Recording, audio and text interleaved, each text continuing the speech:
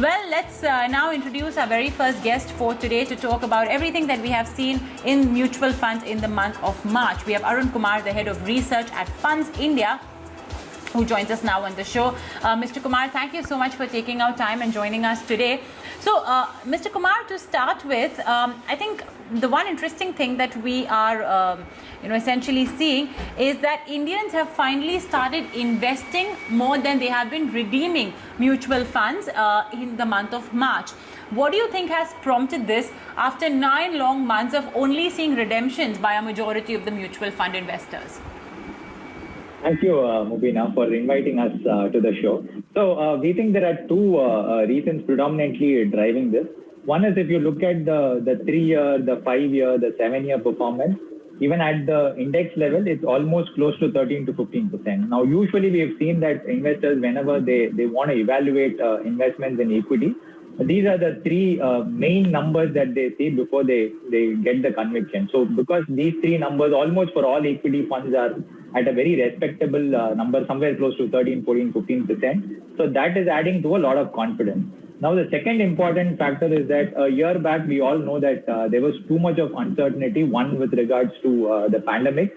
And the key uncertainty was that a lot of them were worried in terms of, will I have my job? Will there be a salary cut? So the predominant mindset was that let us save first till things become a little more clear, and then post that let's look at whether we need to invest or not. So that was the predominant mindset.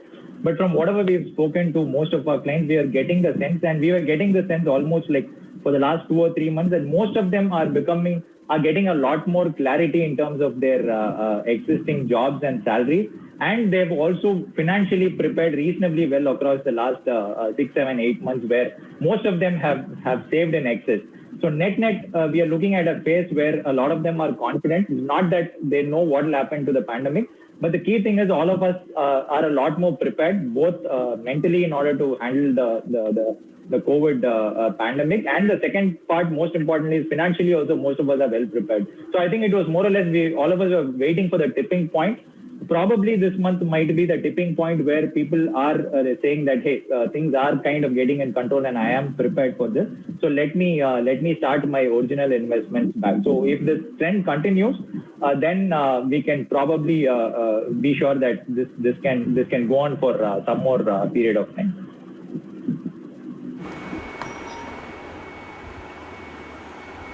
Now, Mr. Kumar, you mentioned that investors have been looking at the way indices have been giving good returns, etc. And that is something that has lured a lot of these investors as well to come back. But is that really the right approach, when you are investing in mutual funds, Mr. Kumar? Yeah, so I would obviously, that is not the best approach, because if you ideally look at the best time to invest, that would have been probably in the middle of in March, April of last year. But at that point in time, obviously your past returns were not that great. But unfortunately, all that being said, we have seen the historical trend of how inflows have panned out. The past returns inevitably becomes a primary criteria using which almost all investors, at least they have it as one of their predominant criteria, and it's a far more easier number for a lot of us to interpret. So while it is obviously not a great way to start investing, but the good part is that, like, if you have like excessively huge returns happening, then it might, and if it is in a bubble kind of a zone, around the 13-15%. So while it is nothing disproportionately high, it's still somewhere close to the long-term averages. So in that sense, we're still not looking at a phase where we are extremely in a bubbly zone. If you look at the last 1 year, it might be like 60, 70, 80% kind of a number, but that is also considering the fact that there was a fall of close to 40% in March. So net, while that's the wrong approach, and we would obviously want investors to look at the long-term track records and continue to stay invested for a long time, but inflows have always tended to follow this kind of a pattern.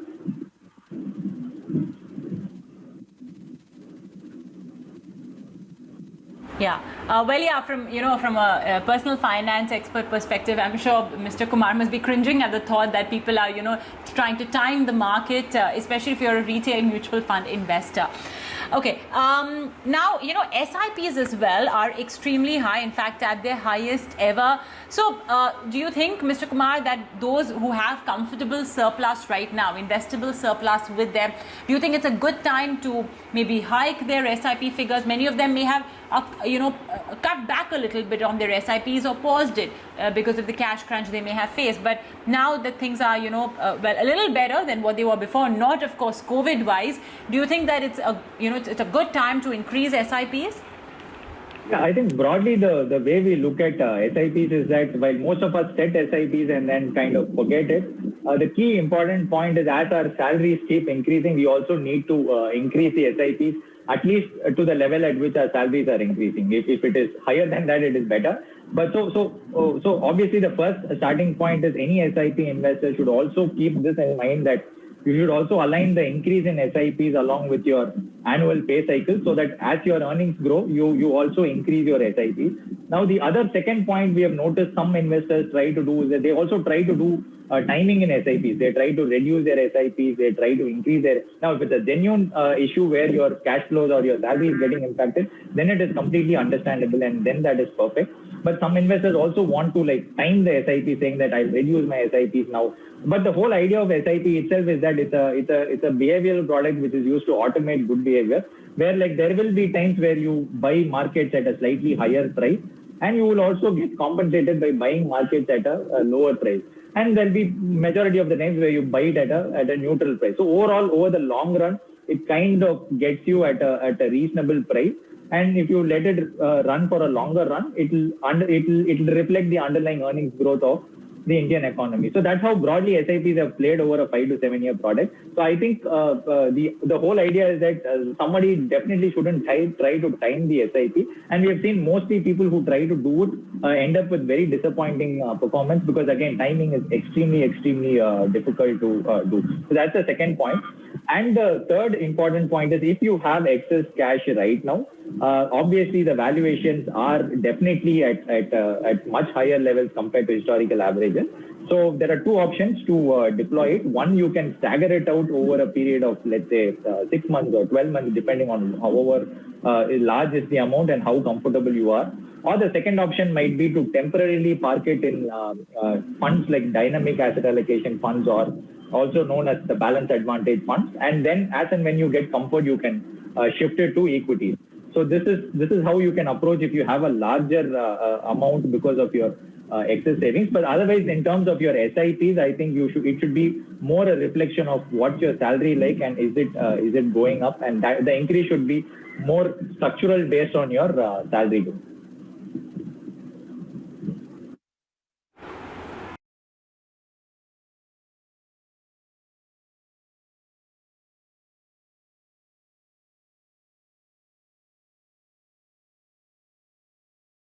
Interest. What's your opinion on retail investors investing in them? I know it's very tempting because, if you look at, which equity mutual fund has given you the best return in the last 5 years, in the 10 years, there will be at least one thematic fund, whether it's a consumption fund or a IT fund, that will appear on that list. But what's your view on retail investors investing in them? So, historically, if you look at any short time frame, there will always be some or the other thematic fund which is there in the top list, and there's obviously the natural temptation to go and buy it, as you told.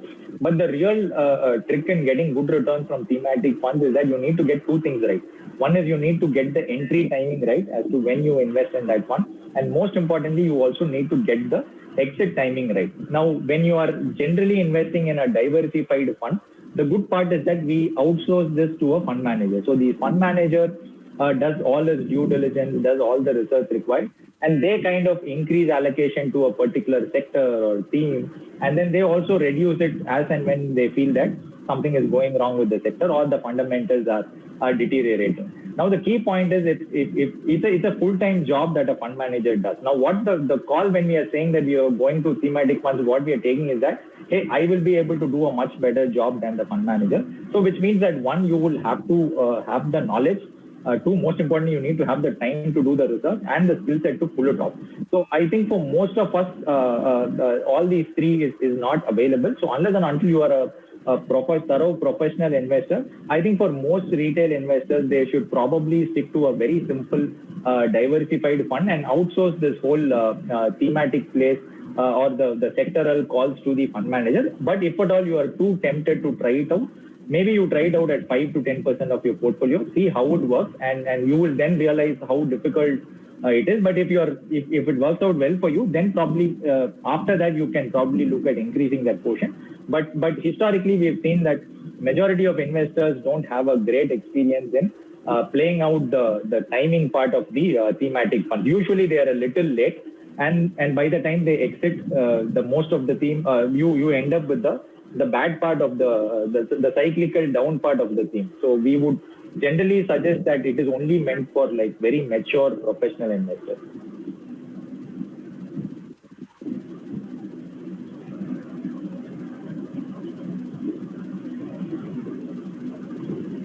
Let's so essentially, and I would presume that if it is if you do end up doing well in a thematic fund, then I guess you'd be great at maybe stock picking as well, because I think thematic funds involve a lot of skill on the part of the investor as well to understand that what news item comes when, what exactly is the environment right now, which would bode well for which particular sector. So I think that would be my guess as well for that particular investor. But yeah, maybe start out small, maybe just 5% of your portfolio and see how that goes. Okay, mid caps and small caps, Mr. Kumar, they have seen a good outperformance versus many large caps. Do you think investors could consider maybe upping their SIPs in that segment? So if you put primarily, if you start with the valuation standpoint, we think small caps are reasonably valued, definitely. And then maybe in the second place, we might say the mid caps are slightly above their historical average valuations, but nothing on like, they're not extremely expensive. So both the small caps and mid caps from a valuation point of view are okay. They're not super cheap, but neither are they super expensive. But the large caps are definitely much higher than their historical average. So in the pecking order, small caps, mid caps and large caps is how we look at the valuation attractiveness. So the key thing going forward would be that the valuation re-rating part, at least for large caps, is significantly done. And maybe we will have some more valuation going up, a kind of valuation re-rating leading to some bit of return, partially for mid caps and maybe something in excess for small caps. But overall, the broad thesis is that for somebody entering at a 3-5 year view, I think predominantly it will be driven by earnings growth. Now, earnings growth historically has been a good proxy, and earnings growth especially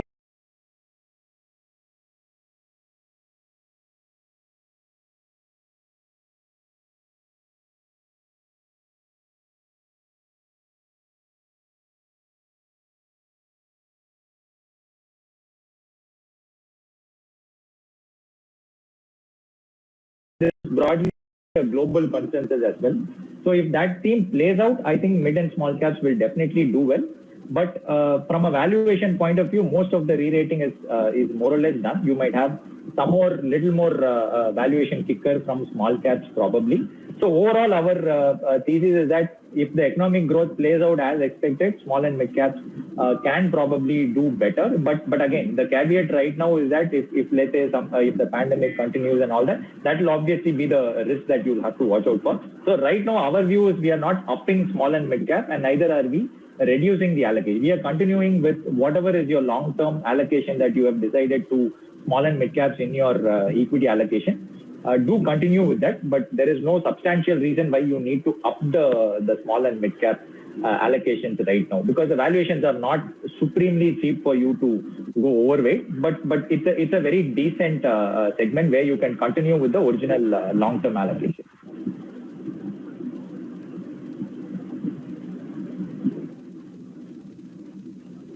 Right, understood. And yeah, ensure, I think long term as well is the key, like Mr. Kumar mentioned. If you are investing in a risky asset, in a small and a mid cap fund, which do tend to be a little more volatile, and hence we call them a little more risky. Ensure that you have a long-term view in it. Okay, one more question. This is going to be on the fixed income side, or what we call as debt. All this while we were talking about equity mutual funds, but I would like to talk about debt funds as well. Mostly we don't have retail investors investing much in debt funds. Liquid funds, short duration funds, these have seen massive redemptions, but I understand that those could be largely corporate as well. However, we are seeing long duration funds where there are net investments despite the fact that they've delivered negative return in 2021. So what should an investor's strategy be when he or she is investing in debt funds? So right now, for somebody investing in debt funds, the key thing to remember is that we are most likely in an environment where the yields are expected to go up over the next 1 year or 1 to 2 years. So broadly, whenever the yields go up, you have to realize that this is negative for debt funds, and it might lead to a short-term lowering of returns.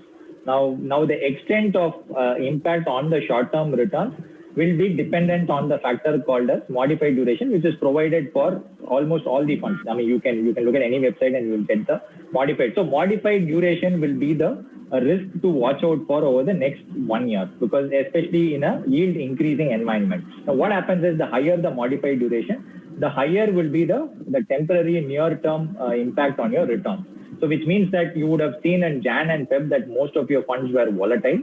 The degree of volatility would have been dependent on the modified duration. The higher the modified duration, you would have seen a higher negative impact on your funds. The lower the modified duration, you would have hardly seen any major impact. So the key thing is that if you're somebody, and we have also noticed that especially when it comes to debt fund returns, people get really jittery when there is volatility, especially after what most of the investors have gone through the last year in terms of credit. So whenever there is some bit of volatility, they get a little jittery. So any new incremental investments, you need to be clear that if you want to reduce the volatility, you will have to go for high credit quality funds, which means that you stick to pretty much 90, 95%, 100% AAA kind of funds.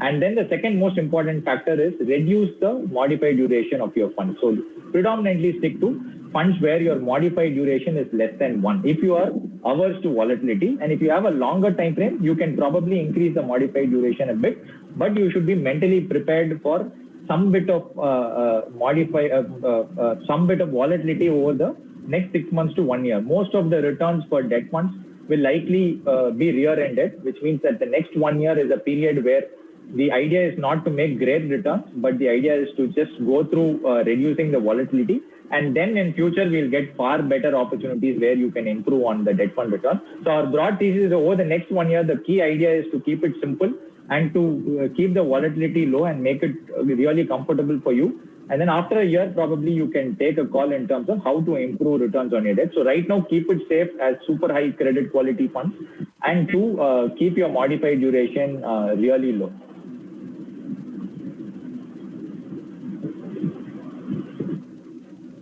Right, lots of technical terms as well, but I hope that the entire bit has been simplified in terms of what should be your investment strategy if you want to invest in debt funds.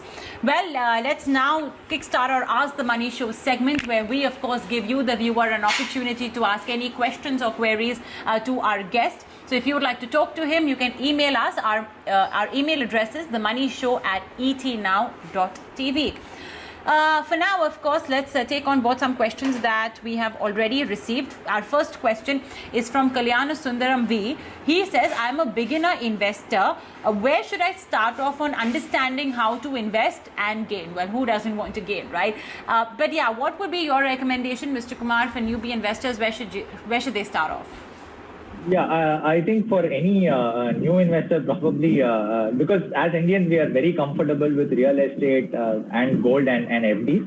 The two main important asset classes which we are kind of not too aware of is probably equity and debt mutual funds. So it's always good to start understanding both these asset classes. Now, debt mutual funds is a fairly simple asset class. So you will clearly need to understand three things. One, what is the credit risk? Basically, who are you lending to and how safe are they? And second is interest rate risk, which I was talking about for the earlier question, which simply means that when interest rates move up, there'll be a negative impact on your debt funds. And when interest rates go down, there'll be a positive impact on your debt funds. So whenever there's a interest rates coming down, it is a good opportunity to invest in debt funds and make higher returns than a corresponding FD. And similarly, the third risk is liquidity risk, which simply means that if a lot of redemptions happen in a fund, is the fund easily able to sell out on the underlying portfolio in terms of how easily can they sell their under. So these are the three things that you need to understand. Broadly, if you structure a portfolio on the debt side, it's fairly simple. You'll get a stable, decent inflation plus kind of return. The key challenge is on the equity front. Obviously, you will see a lot of charts from people like me saying that long-term returns have been good and all that. But the real challenge is, while you will obviously find a lot of material showing how long-term returns have been better than a debt fund, the key thing to remember is that, say you just click on Fund A, which is an equity fund, and then instead of clicking Fund B, which is a debt fund, and then after 5 years you get great returns, it can't be as simple as that, right? There's always a cost to it. While expense ratio is something that is visible and that is assumed to be the cost, the real cost comes in terms of an emotional cost that you'll have to pay. So you have to realize that equities are a very uncertain and a volatile asset class. Now, what do I mean when I say volatile? Almost every year it's a given that it will have a 10-20% intermediary decline. It will decline and it will get back.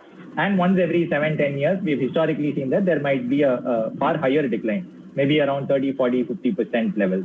Now, the important point is while the expectation looks fairly simple when I talk about it, the real challenge is every year when there is a 10 to 20% decline, it always looks like it's going to be the big one, which becomes the 30, 40, 50% decline. So it always gives you that emotional uncertainty and the psychological pain. So this is the invisible cost that you'll have to pay. So I think if you can understand more on the psychological aspects of it, that will lead you to build and get a far more better experience. So overall, I would say that once you figure out the underlying expectations from both the asset classes, especially in terms of the downside volatility of equities, you can decide on your split, put it together, and then rebalance it every year so that it is more or less close to the original split. And if you hold it on for, let's say, 5, 6, 7 years, you will end up getting a very, very decent experience.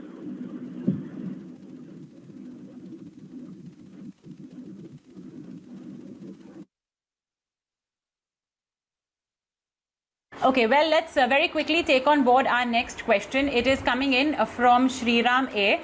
He asks, what is the best strategy to invest in debt funds? Should it be SIP or lump sum? Many people don't know, but actually even in debt funds, you can do an SIP. So what would be your most recommended strategy? Yeah, so see, if let's say if you are investing a portion of your monthly salary, then net your cash flows are either way coming every month. So which means an SIP can be a good strategy. So let's say if you get 100 rupees every month which you are investing, and your split is, let's say, 70% into equity and 30% into debt, whatever is the 30% split that is going, that will continue to go into debt as an SIP. So based on your monthly salary which you are saving, it will automatically be an SIP. But if the question is that if I have a large amount, should I invest one shot into debt or should I stagger it? I think you should simply invest one shot in debt as long as it is a super high credit quality fund and has a reasonably low interest rate risk. Because simply the reason why you normally stagger it or do an SIP is because it will average out the volatility, which is obviously in equity, it's a very volatile asset class, so which means you will get to purchase at higher prices, lower prices, moderate prices, and you will get to average it out. But if you look at any NAV chart of any debt fund, especially the high credit quality and the reasonably lower modified duration type of funds, you will find that it's fairly a straight line.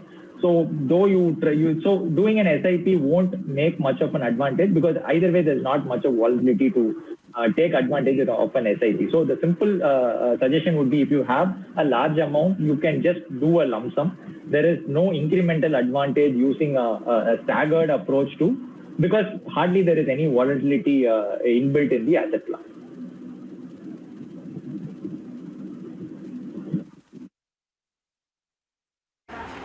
Excuse me. Okay, well, there you have it. And I think that's all the time we have for questions and queries as well. So, ladies and gentlemen, don't fret if we've not been able to take your question. You can always send them to us. Our email address is themoneyshow@etnow.tv. Mr. Kumar, thank you so much for joining us and patiently answering those questions. Thanks, Mobeen. And for now, we'll take a very short break. But when we return, we will be talking to one of the fund managers of one of the best performing small cap funds. So stay tuned.